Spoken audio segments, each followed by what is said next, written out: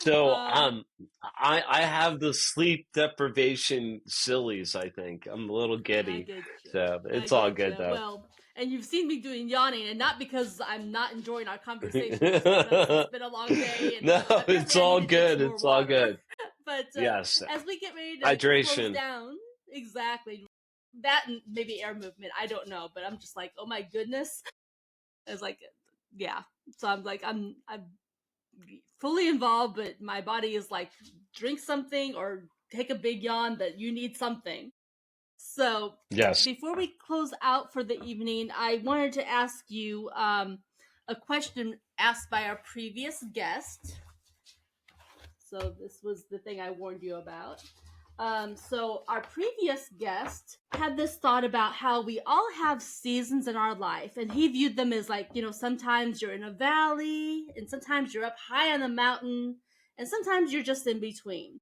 So if you were going to describe this season in your life, where would you be? Would you be on that mountain or down the valley or somewhere in between? I think that I'm like halfway up the mountain.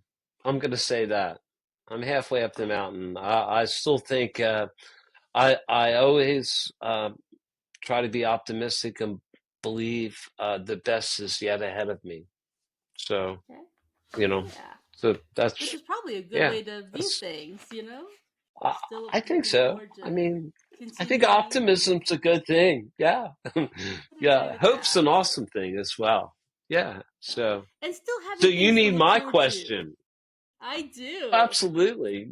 Yeah. So yeah, so having things to look forward to is a big thing, and that's why I'm constantly, I love looking at my calendar and saying, okay, I get to fly here, I get to do this, I get to do this, and um, so I'm excited. I'm excited to be in Nashville this weekend. I can't wait. So yeah, it's good stuff.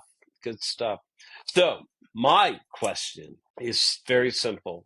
Um, who is your biggest, biggest fan? Okay. So Simple question. yeah, like All right. who supports them? Everybody has one. I have one that has been my longest fan, and this person gets my music before anybody else.